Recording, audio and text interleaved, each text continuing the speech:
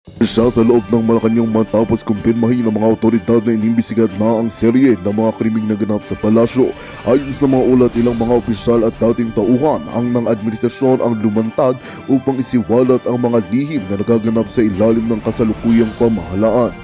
Kabilang sa mga iniimbestigahan ang mga kaso ng katiwalian, pananakot at umano'y pagkawala ng ilang individual na may kaugnayan sa gobyerno. Matinding pagkabigla at galit ang nararamdaman ngayon ng taong bayan matapos sumabas sa mga revelasyon. Ayon sa ilang eksperto, hindi na maaring ipagwalang bahala ang mga aligasyon laban kay Pangulong Kuting Jr. lalo na't may mga ebidensyang lumalabas na nagpapatibay sa mga paratang. Samantala, ilang miyembro ng gabinete ang nagsimula ng dumistansya sa administrasyon na tila nagpapahiwatig ng mas malalim pang pagkakawatak-watak sa loob ng gobyerno. Habang patuloy ang imbestigasyon, marami ang nag-aabang kung ano ang magiging susunod na hakbang ng mga otoridad. Magkakaroon kaya ng malalaking pag-aresto? Matutuntun kaya ang buong katotohanan sa likod ng mga nangyayari sa palasyo? Isa lang sa mga tiyak sa ngayon, hindi na maitago ang bahong matagal nang ikinukubli ng administrasyon at mukhang malapit nang bumagsak ang mga nasa kapangyarihan. At yan nga ang balitang ating pagkakatutukan. Ngunit bago ang lahat, siguraduhin mag-subscribe at i-hit ang notification bell para sa patuloy na pagtutok sa mga sulyap ng bagong balita sa tunay na boses ng masa.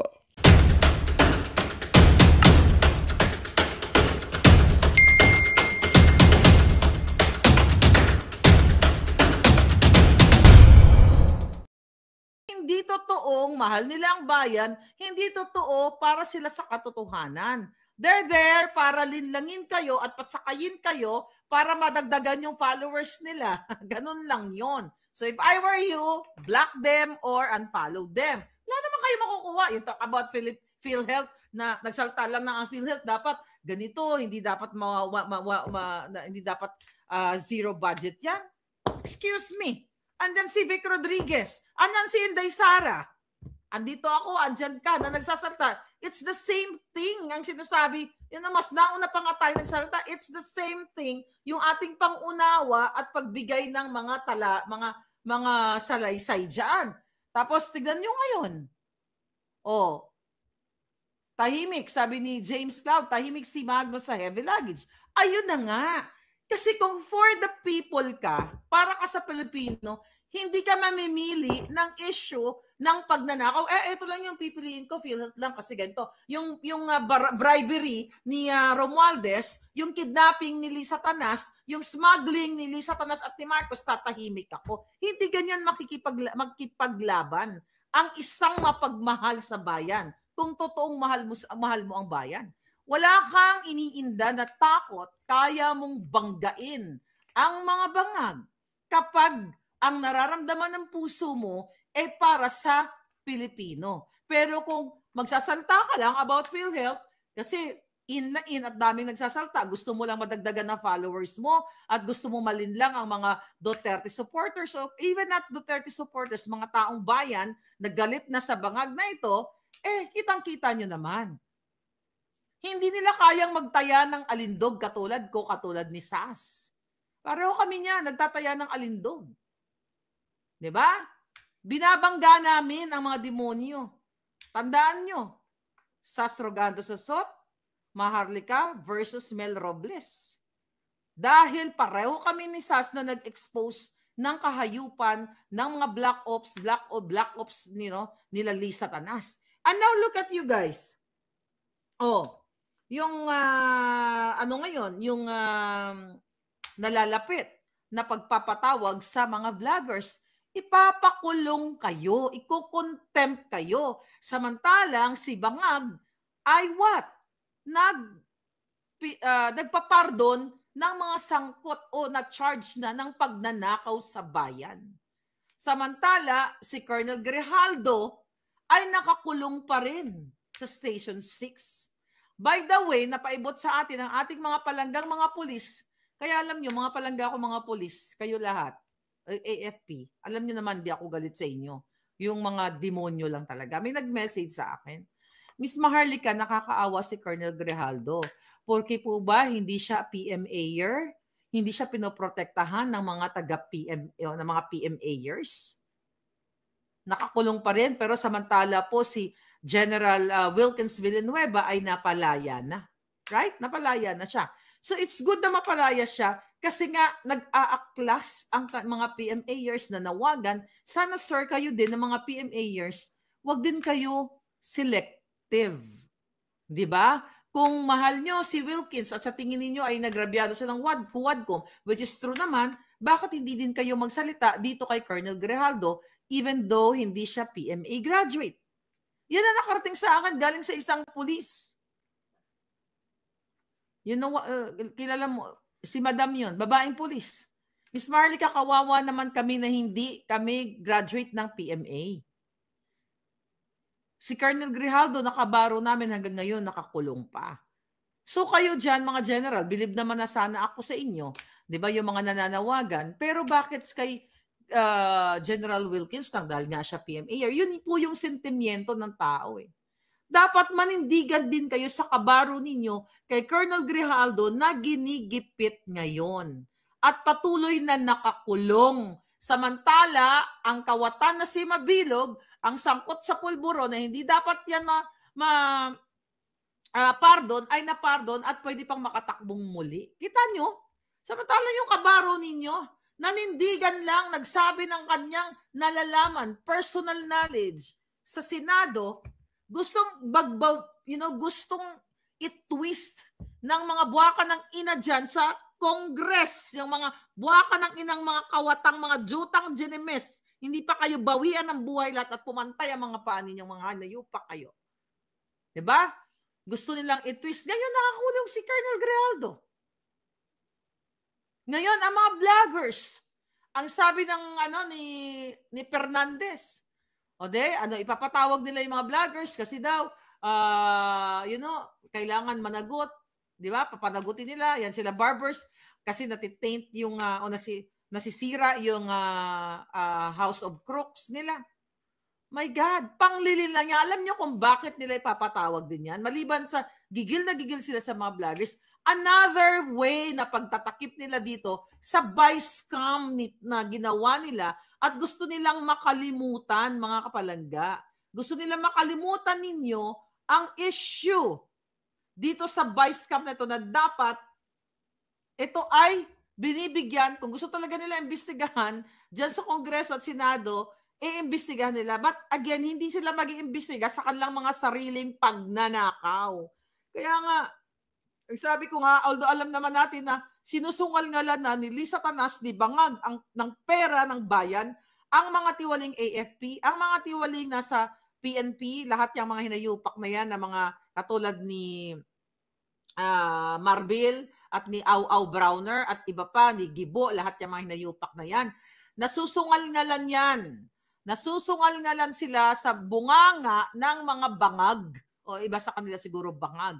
Kaya wala na talagang pag-asa kayo. Walang-wala na hanggat hindi kayo kumikilos. Pero panawagan uli, sa January 31, huwag kayo sumama dyan sa EDSA na yan dahil pulawan yan. Mga kakampi yan ni Bangag. Kunyari lang yan, drama-drama. Okay? Huwag kayong sumama dyan, mga kababayan. Ngayon, ano pa ang mga eksena? Ito, update ko lang sa inyo. Alam nyo ba? Today, I think 2 eroplano ang na-deport na mga kriminal na illegal dito sa Amerika, pinabalik sa Colombia kung saan sila galing. Alam mo bang hindi tinanggap ng kanilang president, what's the name? Petro?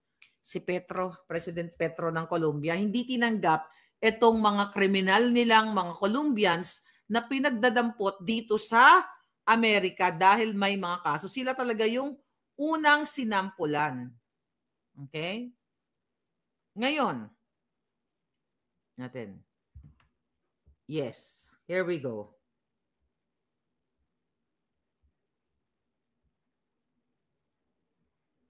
Okay, so ngayon, mga palangga, hindi tinanggap ng President ng Colombia yung kanilang mga tao.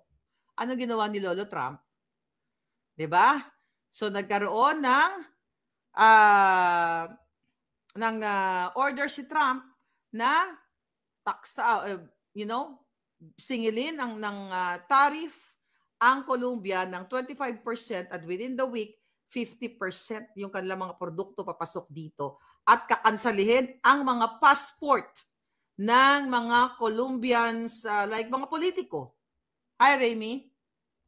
Oh, 'di ba? Ang galing, 'di ba? Ang galing dito. Ang ganda-ganda ng mga nangyayari ngayon kasi nababawasan na ang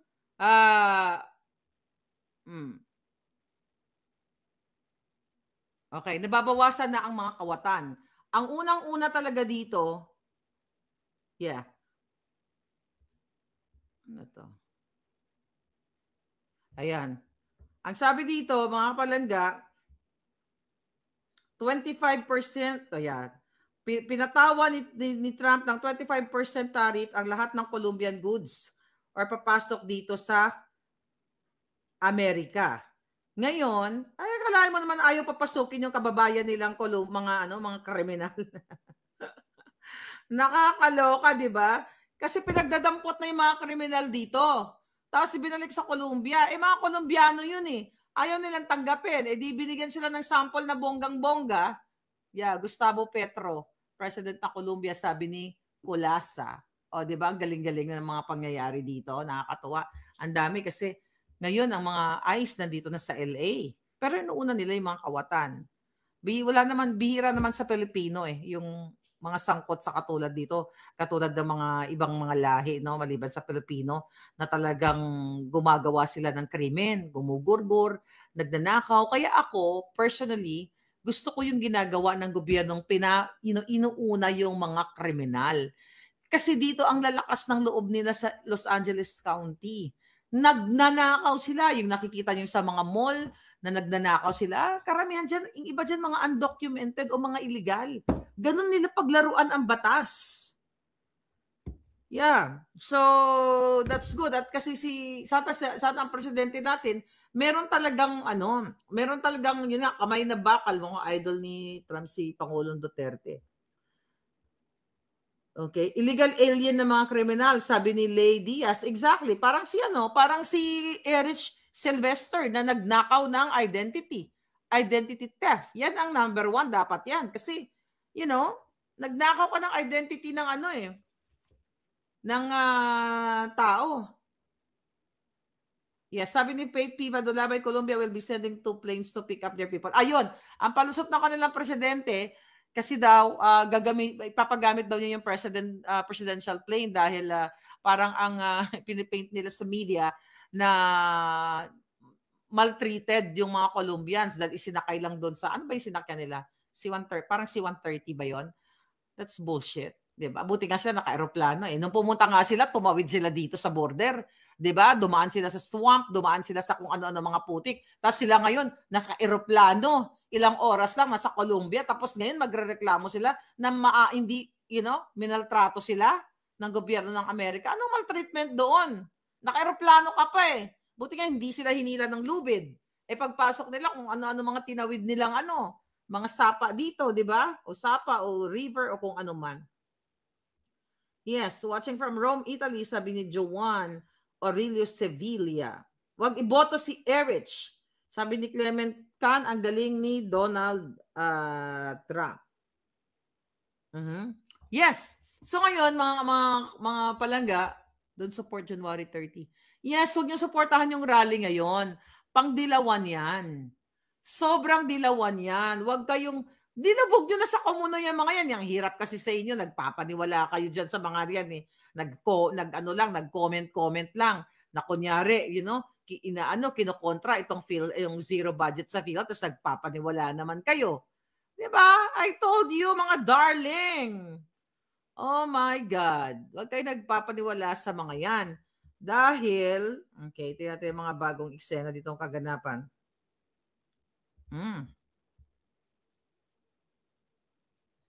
Ano na mga date sa Pilipinas? Okay. Ngayon na ba simulan yung yun nga, ngayon na sisimulan yung pagpapatawag sa vlogger. Ngayong araw ba? Papatawag yung vlogger or next week? Sabi dito, magsisimula na sa Lunes ang investigasyon ng House of Representatives kaugnay sa pagpapakalat ng fake news at mga fake news peddler.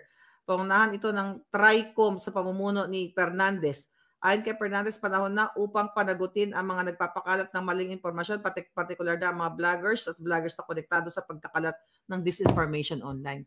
Kung meron kayong unahin nyo yung mga trolls ni Lisa Tanas. At kung ang sigurado ako, ipapatawag lang dyan yung mga vloggers na suportado ni Pangulong Duterte. Pero yung mga pangit, yung mga mababaho, makukyoho, na mga syongit, na parang pinulot lang sa kanal ang mga itsura at mga pag-uugali, na mga vlogger ni Bangag Jr. na binabayaran, pinupondahan ng kaban ng bayan, for sure ako, hindi yan ipapatawag. Protektado nila yan. Siyempre, binabayaran nila yan eh. Nagpapakalat ng mga kasinungalingan against me, against sa mga ibang vloggers, hindi yan ipapatawag kasi ang purpose niya ng pagpapatawag nitong buwaka ng inang tuwad committee na ito ay takutin at patahimikin ang mga Duterte supporters. Talagang Duterte supporters lang. Kasi yung mga supporters lang talaga ng taong bayan na nag-agree sa mga o nagsusuporta sa mga panawagan natin na ginagawang panggigipit ng bangag na administration, hindi sila ganun ganun ka-dedicated in terms of fighting against the bangags. Hindi sila nagmumura, hindi sila nagbibigay ng sobrang emotion nila. Kumbaga ganun lang yung pakikipaglaban nila. Pero itong mga Duterte vloggers, nakikita nyo dyan, yung mga nakikilala mo, yung mga Duterte vloggers, yan talaga ang kanilang dudurugin. Ikukulong niyang mga yan para patahimikin kayo. Wala na ngang hustisya sa Pilipinas. Wala na ngang freedom of speech. Inuuna pa nila yung vlogger na yan. Imbis na unahin nila yung vice scam. Ang sinasabi ni Fernandez, tinitira din naman, nagko-comment daw itong mga vloggers na, kumbaga, tinitira daw ng mga vloggers sila, ay nagsasalta din kami. Sabi niya, titirahin din namin. Ang problema, ginagamit ng mga buwaka ng ina, lalo ka na Fernandez na bold star na bobo. So nga, wala ka namang alam buwaka ng ina ka, lumalamon ka sa kaban ng bayan, wala kang alam, bob ka. Kitang-kita naman na ang laman ng utak mo, burak. Ginagamit nyo ang kapangyarihan, ang mandato na maaring iba sa inyo ay ninakaw at di naman kayo nanalo. Ang vloggers walang kalaban-laban kasi kayo nagtatago kayo sa power nyong contempt, mga buwakan ng genemies nyo. Buisit kayong lahat. Anong kalaban-laban ng vlogger? Sige nga. Kung gagamitin lang ng taong bayan ang utak nila, ang kanilang tunay na pagmamahal sa bayan, wala na dapat ang Congress na yan, burado na yan. Kaya lang, karamihan sa mga Pilipino, gutom, uhaw, binibenta ang kanilang prinsipyo at sinasamantala naman ng mga jutang ginemes na ito, gamit din ang pera ng bayan para bilhin ang mga nasa squatters area, bilhin ang mga kulang ang laman ng sikmura. Kaya ang ending niyan, talo talaga ang taong bayan. Di ba? Imagine nyo, vloggers ipapatawag. Ano ba yung kasalanan ng vloggers? Kung mayroong ginawa ang vlogger na defamatory o kasalanan, bakit hindi filean ng kaso? Ngayon, yung pagpapatawag na yan, pagtakip yan sa vice scam. Kasi ayaw nilang pag-usapan ang pagnanakaw ni Marcos Jr., ni Lisa Tanas, ng gobyernong Bangag, pakikisabuatan ni Escudero, ni Grace po, ni lahat ng pumirma, ni Saldico, ni Speaker Tambaluslos, doon sa pondo, sa national na pondo, doon sa pera ninyo. Yan ay pagtatakip. Mag-grandstanding na naman sila at kanilang gigipitin ang vlogger. Tandaan nyo to, sa unang hearing, may makukulong o makukontempt na vlogger. They are destined to do that. Pinagplanuhan na nila yan. Utos lahat yan ng buwaka ng inang kidnapper, smuggler, kawatan na si Lisa Marcos, si Bangag Jr. na Addictus Benedictus. Yan ang katotohanan niya. Iko-contempt nila. Kaya nga, sabi ko sa inyo, my God, kailan kayo kikilos? Painjikan sa mata ang mga kawatan, sabi ni Kenneth. Sana nga. I-contempt nila mga DDS vlogger para walang maglabas ng mga fake news na ginagawa nila. Sila ang tunay na fake news. Tingnan mo lang yung kanilang inulat natin. Wala bang nagpo-proofread sa kanilang mga balita instead na mabilog, magalong ang nilagay nila doon sa binasa natin kanina? Yes, sabi ni Roel, like Channel 167. Ayan, si Channel 167, una nang nakulong yan. Yan talaga gagawin mga palangga. Dilawan always hijacker, sabi ni Den Scorpion. Sarap junugin ang House of Representatives, sabi ni Nicola, sa laban DDS vlogger. Diba? Yan kasi binabayaran na nilang lahat. Gusto nila lahat patahimikin. Diba? Ano ang sabi ko sa inyo? Ang mga vlogger na DDS, sinubukan nilang bayaran o oferan. Kung hindi ka papayag, gigipitin ka, kakasuhan ka. Yan ang nangyayari Nangyari sa akin. December pa lang of 2022. No, ako'y nagsasalita na, pinipilit akong aregluhin. Pero nanindigan ako, anong kapalit sa akin? 4 na kaso. Pera ng bayan yan. Sinong kumaso sa akin? Politiko. Chairman, General Manager ng PCSO. Si Mel Robles, nakawata ng putang inang yan. Nakikinabang ang buong pamilya niya, bawat hibla ng nilalamo nila ay galing sa pera ng bayan. Ayon niya. Yan yung mga ano niya, hindi daw totoo. Tangina, saan ka kumukuha ng pera? Si Saldico, bawat hibla na nilalamo ng kanilang pamilya, galing sa pera ng bayan dahil ang mga malalaking kontrata ay nakay Saldico. Tapos sinisira ko daw, defamatory daw yon. Yan, inaharap ko sila. Di ba kung hindi totoo yan? Di ba? Pumupunta pa sila sa Amerika, gumagastos sila ng milyon-milyon at hindi lang naman ako mag-isa ang nagsasalita na yung dalawang yan ay kawatan. Yung dalawang designer, yung isa wala na, tumba na yon. Dismiss na ang kaso with prejudice. Yung isa patuloy pa. Ayun, may record ng scamming, harap-harapan, nasa dyaryo. Ineko ko lang. Pero dahil suportado ni Bangag at ni Lisa, gipitin si Maharlika, ayan, pero nilalabanan ko mga buwaka ng ina. Di ba? Lahat yan mababasura, madidismiss yan. Sa lahat ng kababulalo na ngayon, si Trump na presidente. Lalo na kung nabasa na ni Trump for sure, nabasa niya na yung mga sulat ko at mga video ni Bangag. Yung polboronic video. Hello? Alam na ni Trump na adik si Marcos Jr. Pwede ba? Huwag ka magpanggap. Ayaw ni Trump ng adik. Baka yan, chika-chika lang yan. Di ba? Gumagapang sila, nakausapin si Trump. Alam na ni Lolo Trump na adik ka, Marcos Jr. Na authenticated kang adik. Sabi nga ni Trump, dineclare na nga niya na yung mga drug cartel na yan. Yung mga sangkot. Kasabwat ka, ikaw ang cartel na Pilipinas. Dapat nga gawin ni Trump, i-cancel niya lahat ng visa ng mga politiko. Lalo yung mga kaalyado ni Bangag, para hindi na makapasok dito sa Amerika at para hindi na makapag-transport ng nakaw nilang pera at pagbili dito ng mga bahay nila. Di bale, tulungan niyo ako. Alamin niyo lahat, sa lahat ng mga nanonood dito, baka kapitbahay niyo, kamag-anak ninyo, mag-email kayo dyan. Ayan yung email natin, Maharlika Network at Proton Mail. Lahat ng politiko na alam ninyo, na kaalyado ni Bangag, na bumili ng bahay dito sa Amerika, i-email nyo dyan at i-email natin kay Lolo Trump para isuspend niya lahat yung mga yan. Ayaw ni Trump yan. Ayaw niya ng addictus. Magandang balita ang hatid namin sa inyo ngayong araw. Sa pagtatapos ng aming balitaan, nagbigay kami ng mga mahalagang impormasyon. Maraming salamat sa pagtutok at pagsuporta sa aming programa. Huwag kalimutang manatili sa mga susunod na araw para sa mga bagong balita at mga kwento na dapat nating abangan.